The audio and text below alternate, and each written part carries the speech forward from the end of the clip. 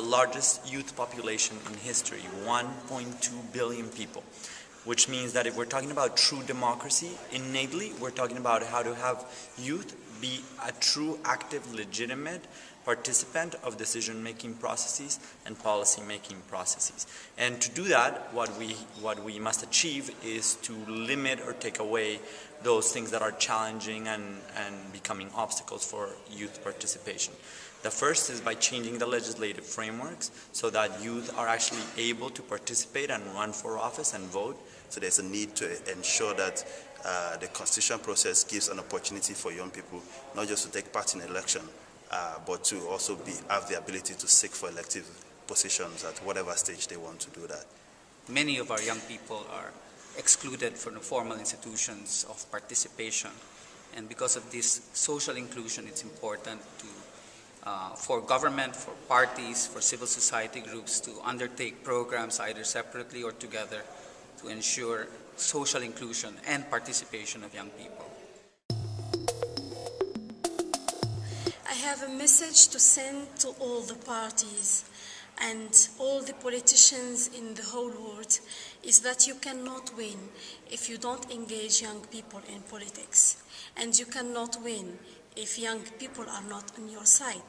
In our study, we point out the importance for the political parties to open up towards young people, open up in multiple ways. They should not be afraid of the new movements and the new forms of political socialization of young people. I can recommend political parties to give place to young people, also people in their first experience, because it's important to keep inside political parties new ideas, new way of approach.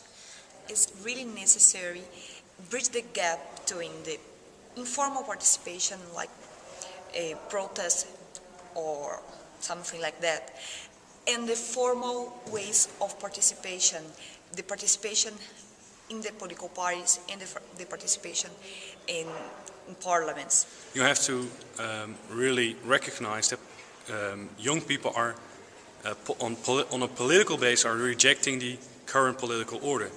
And when you see so, you see that there are new spheres of politics. They are in entrepreneurship, they are in civic engagement via NGOs and just local action. And you should really make the connection with those new initiatives and new spheres, and not only focus on the institutionalized forms like elections and membership of parties. Is that we have to really work on the issue of trust. Trust is the marrow of democracy and citizen participation.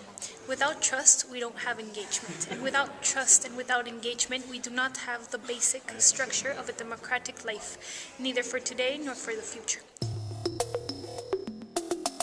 The use of new technologies provides limitless possibilities for young people to have access to information that they can then act collectively for common interest to address issues that young people are concerned about.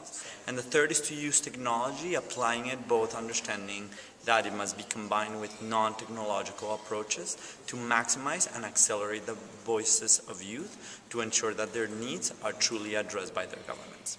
So our movement was born from the internet and from meetups and blogs. We found an alternative way to express ourselves, our ideas, and to meet each other. More and more youths are participating in elections through social media, so the government should basically take advantage of this. But we wanted to take one step further. We actually wanted to crowdsource the Constitution. We did this by extending an open invitation to the people of Iceland to participate in the project. We basically invited them to sit with us at the table. Someone said in the forum that politics is plural, and that ultimately we need to address young people where they are and how they want to participate, and not expect them to move towards traditional politics unless traditional politics builds bridges of trust with young people today. And for young people, I have the message to send is that you have to trust yourself. Don't underestimate your abilities. Just say that you can and you will do it.